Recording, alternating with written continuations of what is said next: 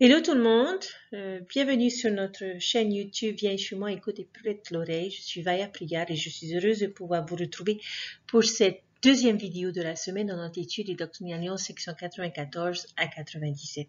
Dans notre première vidéo, nous avons vu à travers la section 94 les trois choses qui étaient les plus importantes pour le Seigneur, notamment lorsqu'il a parlé de la construction de la ville de Kirtland et du temple de Kirtland. Et nous avons vu que ces trois choses importantes étaient le temple, les prophètes et les Écritures qui doivent avoir leur importance dans notre vie aujourd'hui.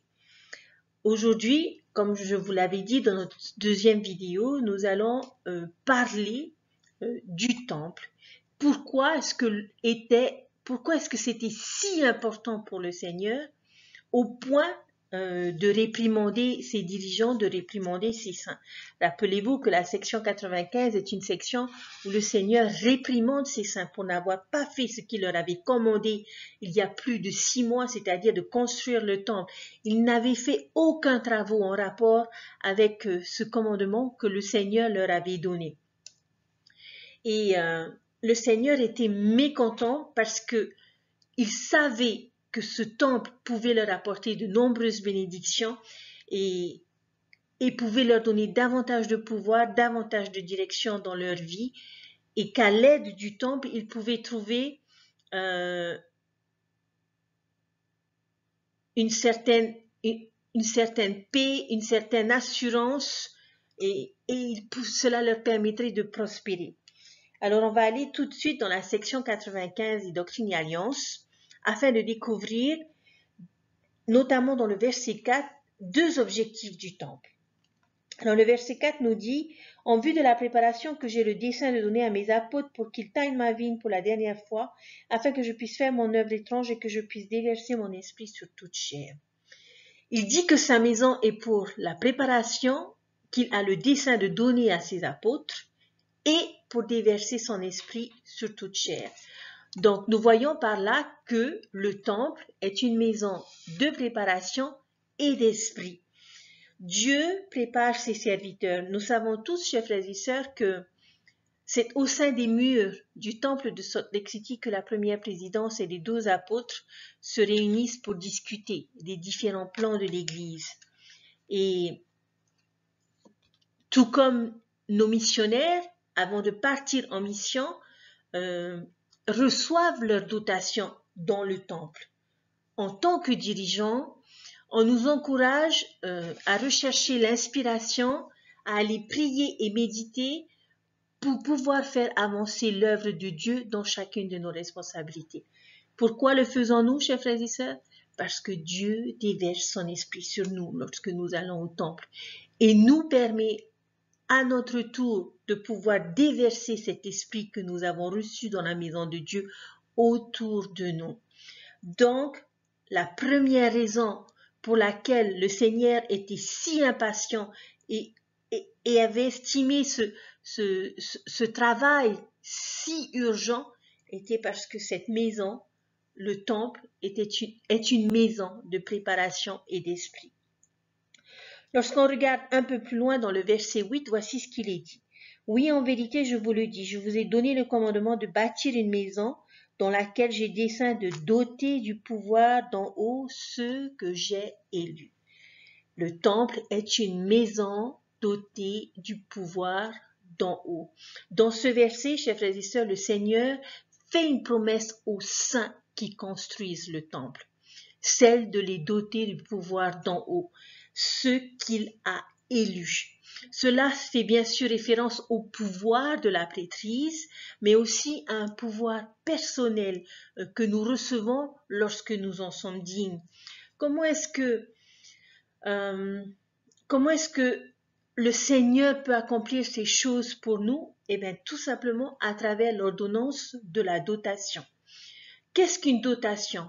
Lorsqu'on regarde la définition de ce mot est un terme financier que l'on utilise dans le monde des finances. C'est un cadeau spécial ou en d'autres termes, ça s'appelle une donation. Si je devais établir une dotation pour mes enfants, eh ben, Je mettrai de côté un certain montant d'argent dans un fonds d'investissement et un fonds que mes enfants ne pourront pas toucher, ne pourront pas avoir. Mais ils pourront éventuellement toucher les intérêts que ces investissements vont générer sur le long terme. Et de cette façon, cette dotation pourra durer et bénir ma famille sur plusieurs générations. Au lieu de leur donner une grosse somme que l'on arrive facilement à lapider très rapidement. C'est un peu ce que représentent les dotations du temple. C'est un cadeau qui ne cesse de nous bénir au fur et à mesure que nous allons au temple, chaque fois que nous allons au temple.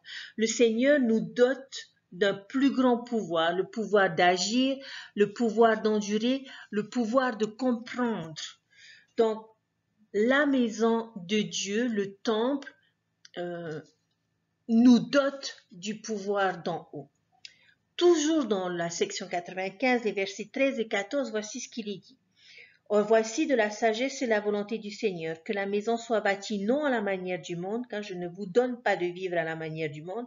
C'est pourquoi qu'elle soit bâtie de la manière que je montrerai à 3 d'entre vous, que vous désignerez et ordonnerez à ce pouvoir. La maison de Dieu, le temple, est bâtie à la façon du Seigneur. Rappelez-vous cette analogie que j'avais faite dans la première vidéo en vous disant que lorsque l'on parle du temple, cela peut également s'appliquer à notre vie. Et ce que cet enseignement nous enseigne, c'est que notre vie ne doit pas être bâtie à la manière du monde, mais bâtie à la façon de Dieu. Lorsque nous regardons nos temples, lorsque nous regardons l'architecture de chacun de ces temples, on se rend compte que chacun d'eux est unique et ils sont différents et sortent de l'ordinaire. Le temple a son signe distinct. Le temple est symbolique en toutes choses, même dans son architecture. Et cela nous enseigne, chers frères et sœurs, que nous devons être différents dans le monde. Nous ne devons pas bâtir notre vie selon le monde, mais nous devons le faire à la manière de Dieu. Et en tant que membres de l'Église de Jésus-Christ des Saints des derniers jours, nous devons être différents, que ce soit en tant qu'homme, en tant que femme, en tant que parents, en tant que mari et femme. Nous ne devons pas faire les choses comme le reste du monde. Nous devons paraître différents, nous devons parler différents, nous devons agir différents. L'on ne devrait pas nous entendre dire « mais c'est ce que fait tout le monde ». Non, nous ne sommes pas tout le monde. Comme le temple, qui est la maison de Dieu, n'est pas une maison comme toutes les autres maisons. Beaucoup de nos temples sont généralement construits sur une colline ou à proximité des grandes voies routières, des grandes autoroutes. Ils sont peints en blanc et le soir, ils sont illuminés de manière à ce qu'on puisse les voir. Ils sont beaux, ils sont propres et ils sont construits avec les meilleurs matériaux. Chers frères et sœurs, c'est un message fort que le Seigneur essaye de nous transmettre à travers cette description du temple qui est sa maison. Il nous demande d'être la lumière du monde, il nous demande d'être un exemple, une source d'inspiration pour beaucoup et un exemple des attributs du Christ. Chaque fois que nous verrons le temple ou que nous nous poserons peut-être la question, suis-je comme le temple? Est-ce que ma manière de vivre émane la même beauté et la même pureté que le temple? Chers frères et sœurs, je sais que c'est une question dont il n'est pas toujours facile de donner des réponses et nous avons besoin d'évaluer les constructions de notre propre vie. Mais cela est possible si nous nous efforçons de vivre à la manière de Dieu et permettre à Dieu de nous construire à sa façon en utilisant les meilleurs matériaux spirituels pour pouvoir nous bâtir et nous façonner à sa manière. Dans le cas du temple de Kirtland, le Seigneur a révélé les plans de construction, je dirais de façon presque miraculeuse. L'Église à l'époque était très pauvre et lorsqu'ils avaient reçu cette révélation et ce commandement de construire le temple, les frères envisageaient de construire le temple avec des rondins de bois. c'est ce qui leur paraissait beaucoup plus accessible étant donné les difficultés financières. Ce à quoi le prophète leur avait répondu que la maison de Dieu ne serait pas en bois et qu'il avait des plans de Dieu donnés par lui-même. Et comment est-ce que cela s'est passé? Joseph reçut le commandement de prendre ses conseillers, notamment Sidney Rigdon et Frederick J. Williams. Et il promit à Joseph Smith qu'il leur montrerait les plans. Et donc, avec la première présidence, s'est retirée et s'est donc agenouillée et ils se sont adressés au Seigneur. Et suite à cette supplication et cette prière, le bâtiment est apparu devant leurs yeux et s'est dressé au-dessus de leur tête. Et ils ont pu découvrir chaque aspect, que ce soit à l'extérieur ou que ce soit à l'intérieur, avec minutie. C'était comme s'ils voyaient les plans en 3D. C'était un peu, je dirais, une version hologramme de Dieu, peut-être, je ne sais pas. Mais Dieu leur a montré comment construire sa maison. C'est un récit que l'on peut retrouver dans le journal du prophète Joseph Smith. Chers frères et sœurs, quand il s'agit de notre vie, Dieu agit exactement de la même façon. Il est en mesure de nous révéler des plans que nous devons ou que nous pouvons suivre dans notre vie. Nous n'avons pas besoin des plans de ce monde pour devenir quelqu'un. Nous devons construire des temples dans notre vie, pas des cabanes en bois, parce que ce n'est pas ce que représente la maison de Dieu. Et cela n'est possible que si nous faisons confiance au plan de Dieu plutôt qu'aux marques du monde, et si nous lui permettons de nous façonner comme il voudrait nous façonner. Toujours dans la section 95, au verset 16, il est dit que la partie inférieure de la salle intérieure me soit consacrée pour votre offrande de Sainte-Seine et pour votre prédication, votre jeûne, vos prières et pour m'offrir vos désirs les plus saints, dit votre Seigneur. Ce verset 16, chers frères et sœurs, nous parle également de l'un des objectifs du temple, qui est de faire de lui une maison de prière, une maison où nous pourrons offrir nos désirs les plus saints à Dieu.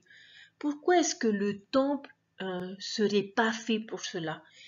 Je pense qu'aucun de ceux qui sont déjà allés au temple ne pourra me dire le contraire, que lorsque nous allons au temple, et particulièrement lorsque nous entrons dans la salle céleste du temple, c'est ce que nous faisons. Nous prions le Seigneur et nous lui présentons les désirs de notre cœur, nous lui présentons nos souhaits, nous lui présentons nos craintes, nous lui présentons nos doutes, nous lui présentons notre vision des choses et nous avons tendance à ouvrir notre cœur et notre esprit à Dieu. Récemment, j'ai eu la bénédiction d'aller plusieurs fois au temple avant que ce dernier soit à nouveau fermé. Et lors d'une session à laquelle j'ai pu assister, lorsque je me suis retrouvée en salle céleste pour me retirer et pour prier en attendant que mon mari me rejoigne, un frère était assis pas très loin de moi et j'ai pu du moins ressentir la supplication de ce frère lorsqu'il s'adressait au Seigneur. C'était un frère qui semblait avoir beaucoup de soucis, beaucoup de préoccupations, et dans la salle céleste, à travers l'intonation de sa voix, j'ai pu ressentir l'importance de ce qu'il avait à dire au Seigneur, et il donnait l'impression d'être en conversation directe avec lui, en conversation étroite avec lui, où il lui exposait toutes les choses et exprimait toutes les choses de son cœur. C'était une belle expérience parce que bien souvent, lorsqu'on se retrouve dans la salle céleste avec d'autres membres, beaucoup baissent la tête et tentent de prier en murmurant et de manière à ne pas déranger ceux qui sont autour d'eux. Mais ce frère avait tellement à dire au Seigneur, avait tellement de choses à soumettre qu'il était difficile de ne pas le remarquer et de ne pas ressentir le poids qui pesait sur lui à ce moment-là et le besoin qu'il avait lorsqu'il s'est exprimé. Mais le plus merveilleux dans cette expérience, chers frères et sœurs, a été de voir ce frère, après avoir exprimé tout ce qu'il avait sur le cœur, verser des larmes, finir sa prière et repartir en paix. C'est ce que procure le temple, chers frères et sœurs. J'aime beaucoup à dire à ceux qui m'entourent, particulièrement à mes enfants, que pour moi, aller au temple, c'est rendre visite au Seigneur. C'est comme si j'allais chez mon Père et que j'allais passer du temps avec lui, que j'allais lui rendre visite, ou que j'allais chez un membre de ma famille. Parce que notre Père céleste est notre Père qui est dans les cieux, et le temple est sa maison. Et lorsque nous choisissons d'aller au temple, chers frères et sœurs, nous choisissons d'accorder au Seigneur un moment de notre vie pour pouvoir passer du temps avec lui. Mais à la différence que lorsque nous ressortons de cette maison, chers frères et sœurs, nous ressortons beaucoup plus forts et beaucoup plus armés face aux expériences que nous pouvons avoir dans notre vie. Et c'est ce que l'on retrouve dans la section 96, les versets 1 et 2 qui disent « Voici, je vous le dis, voici de la sagesse qui vous permettra de savoir comment agir à ce sujet, car il est opportun que ce pieu que j'ai établi pour la force de Sion soit rendu fort. C'est pourquoi que mon serviteur Newell K. Whitney prenne la charge du lieu que vous avez mentionné sur lequel j'ai l'intention de bâtir ma sainte maison. » Le Seigneur nous apporte la force. Ne pensez pas que ce que l'on ressent que c'est ce que l'on ressent quand on sort du temple. Nous sommes davantage motivés, nous sommes davantage engagés, nous avons plus de force pour résister à la tentation et notre perspective des choses a été élevée à celle de Dieu. Avoir ressenti la présence de Dieu, avoir ressenti sa pureté, avoir ressenti la clarté, la paix, l'amour dans le temple, chers frères et sœurs, nous donne en effet plus de force contre l'adversaire. Dans la section 97, au verset 13, l'on nous dit « Comme lieu d'action de grâce pour tous les saints et comme lieu d'instruction pour tous ceux qui sont appelés à l'œuvre du ministère dans tous leurs appels et offices respectifs. » Le temple est une maison d'action de grâce où nous pouvons exprimer notre gratitude, ne serait-ce que pour cette merveilleuse bénédiction que nous avons, chers frères et sœurs, d'avoir un temple. Pour les relations éternelles que nous arrivons à établir dans cette maison et pour l'évangile que nous avons et que nous continuons d'apprendre chaque fois que nous allons au temple. Le meilleur endroit pour pouvoir exprimer notre gratitude, chers frères et sœurs, c'est dans la maison de Dieu. C'est avec lui, pouvoir lui faire part de tout l'amour et de toute la reconnaissance que nous avons à son égard. Et quel est le meilleur moyen de pouvoir exprimer notre reconnaissance et notre gratitude? En étant tout simplement dans cette maison, à passer du temps avec lui. Toujours dans la section 97, le verset 14, il est dit « Afin qu'ils soient rendus parfaits dans la compréhension de leur ministère en théorie, en principe et en doctrine dans tout ce qui a trait au royaume de Dieu sur la terre, royaume dont les clés vous ont été conférées. » Le temple est aussi une maison d'instruction. Notre compréhension est rendue parfaite. Il y a des choses que l'on apprend au temple et qui ne sont discutées nulle part ailleurs. Et tout doit être considéré comme symbolique et pour notre instruction. Et chaque fois que nous y allons, nous apprenons de nouvelles choses. En tout cas, j'espère sincèrement, chers frères et sœurs, que c'est le cas pour vous. Que vous n'avez pas l'impression de voir des choses se répéter, mais que Chaque fois que vous allez au temple, vous apprenez un nouveau principe, une nouvelle doctrine, vous apprenez quelque chose encore de plus concernant notre Père Céleste et notre Seigneur Jésus-Christ. J'espère du fond du cœur, chers frères et sœurs, que c'est le cas pour vous. Mais si ce n'est pas le cas, je vous invite la prochaine fois, lorsque vous vous rendrez au temple, à vous agenouiller avant et à demander au Seigneur de vous aider à découvrir de nouveaux principes, de nouvelles doctrines, de nouveaux enseignements, de manière à pouvoir fortifier votre témoignage de lui et de notre Sauveur Jésus-Christ. Chers frères et sœurs, nous avons donc appris à travers ces quelques versets que le temple est un lieu de préparation et d'esprit. Le temple nous dote d'un pouvoir d'en haut. Le temple doit être fait et a été construit à la façon de Dieu. Le temple est une maison de prière. Le temple est une maison d'action de grâce. Le temple est une maison où l'on trouve la force et le temple est une maison d'instruction. Alors lorsque l'on voit tous les objectifs du temple, chers frères et sœurs, est-ce qu'on arrive maintenant à comprendre pourquoi c'était si important pour le Seigneur que les saints de l'époque bâtissent cette maison? Pour avoir attendu tout ce temps, ils se sont privés pendant 6 mois de toutes ces bénédictions qu'ils auraient pu avoir dans leur vie s'ils avaient obéi tout de suite au commandement que le Seigneur leur avait donné, qui était de construire le temple. Et c'est pour cette raison qu'il était contrarié et qu'il les a réprimandés, parce qu'il,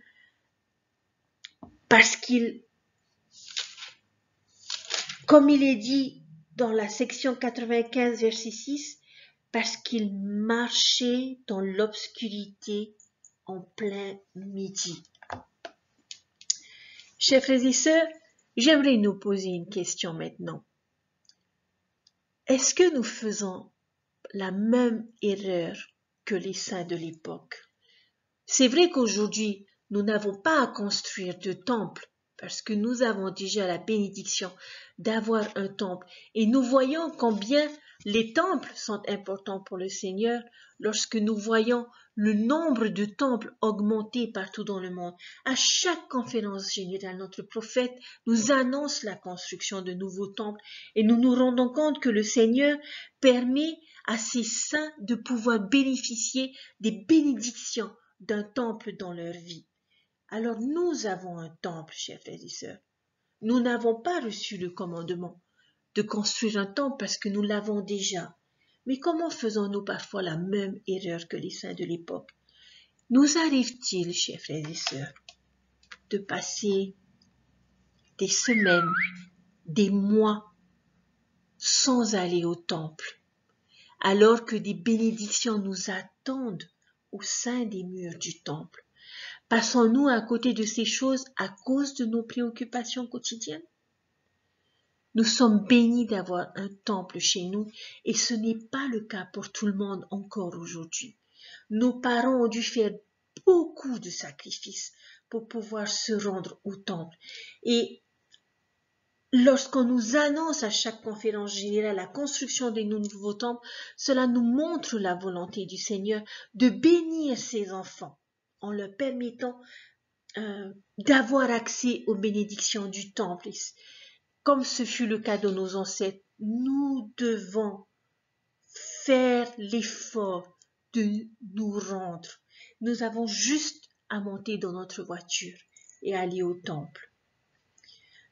Toutes les promesses que nous avons découvertes dans ces sections des Doctrines et Alliances, chers frères et sœurs, sont les nôtres si nous faisons le choix de franchir les portes du temple, les portes de la maison du Seigneur. Lors d'une conférence générale, Quentin L. Cook a raconté l'expérience des membres en Thaïlande qui ont eu la merveilleuse bénédiction d'entendre qu'un temple allait être construit dans leur région. Et l'épouse du président de mission de l'époque s'était tellement réjouie que elle et son mari avaient appelé tous les missionnaires au milieu de la nuit pour leur faire part de cette merveilleuse nouvelle, et tous ont exprimé leur reconnaissance et leur gratitude au Seigneur pour la merveilleuse bénédiction qui allait permettre à la Thaïlande de pouvoir avoir un temple chez eux. Et Elder Quentin, El Cook avait raconté que l'épouse du président de mission avait fait faire des miroirs de poche où elle avait gravé sur ce miroir un temple.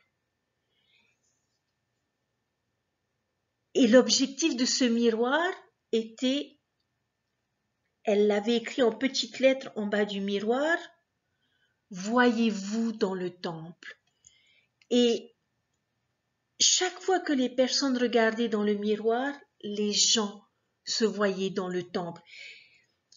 Et ce couple missionnaire, ces dirigeants missionnaires ont enseigné aux amis de l'Église et aux membres de l'Église en Thaïlande qu'ils devaient se voir dans le temple et qu'ils devaient faire les changements nécessaires dans leur vie pour pouvoir se préparer spirituellement pour atteindre cet objectif.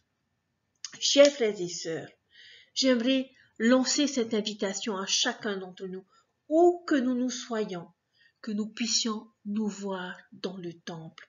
Le président Monson a déclaré ceci: « Tant que vous n'êtes pas allés dans la maison du Seigneur et n'avez pas reçu les bénédictions qui vous y attendent, vous n'avez pas reçu tout ce que l'Église a à offrir. Les bénédictions les plus importantes, les bénédictions suprêmes, réservées aux membres de l'Église, sont celles que nous recevons dans les temples de Dieu. » Chers frères et sœurs, j'espère vous avoir permis de prendre conscience de la merveilleuse bénédiction que nous avons d'avoir un temple en Polynésie. Et j'espère vous avoir aidé à renouveler votre engagement, à aller plus souvent au temple lorsque cela sera possible. Que dans vos agendas peut-être chargés, vous trouviez le jour et l'heure que vous choisirez et qui sera réservé exclusivement au Seigneur et au merveilleux moment que vous pourrez passer en sa compagnie, dans sa maison. Puissions-nous être tel un temple et briller, être différents, être une lumière pour tous ceux qui sont autour de nous. Le thème de notre étude des sections 94 à 97 nous parle du salut du Sion. Et nous savons, chers frères et sœurs, que le temple permet de sauver des âmes, que ce soit dans cette vie ou de l'autre côté du voile. Et Sion, qu'est-ce que c'est? Ce que nous enseigne la section 97 et que nous avons déjà vu dans les sections précédentes. Sion, ce sont ceux qui ont le cœur pur. Regardez le verset 21 dans la section 97. C'est pourquoi en vérité, ainsi dit le Seigneur, que Sion se réjouisse, car c'est là Sion ceux qui ont le cœur pur. C'est pourquoi que Sion se réjouisse tandis que tous les méchants se lamenteront. Sion, ceux qui ont le cœur pur. C'était une façon pour le Seigneur de rappeler aux saints que Sion devait être d'abord bâti dans leur cœur, pas juste avec les mains. On ne peut pas avoir le lieu Sion sans avoir un peuple Sion, un peuple qui a le cœur pur. Et dans la section 97, nous trouvons les différentes qualités que le peuple de Sion a. Je vous invite à lire cette section 97, mais les qualités que l'on trouve dans cette section est que le peuple de Sion a un esprit contrit, cherche diligemment à apprendre la sagesse et à trouver la vérité. Le peuple de Sion est humble, il produit du bon fruit, il est disposé à observer les alliances par le sacrifice. Ils ont le cœur pur, ils ont un cœur honnête et ils ont un cœur brisé. Chers frères et sœurs, j'espère que nous nous retrouverons dans cette définition et dans les différentes qualités qui nous sont données dans la section 97 des Doctrines et Alliances sur ce qu'est la véritable signification de Sion et de ceux qui ont le cœur pur. Parce que nous savons, chers frères et sœurs, que rien d'impur ne peut entrer dans le royaume de Dieu, que rien d'impur ne peut entrer dans la maison de Dieu. Dans les prochaines sections qui vont arriver, et notamment dans la section 109 des Doctrines et Alliances, une section que j'affectionne particulièrement parce que c'est 109 ou 107, c'est où nous aurons la bénédiction de découvrir la prière de dédicace du temple de Kirtland. Et dans cette prière de dédicace, chers frères et sœurs, l'on nous rappellera les bénédictions, la force et le pouvoir accordés à tous ceux qui franchissent de manière pure les portes du temple.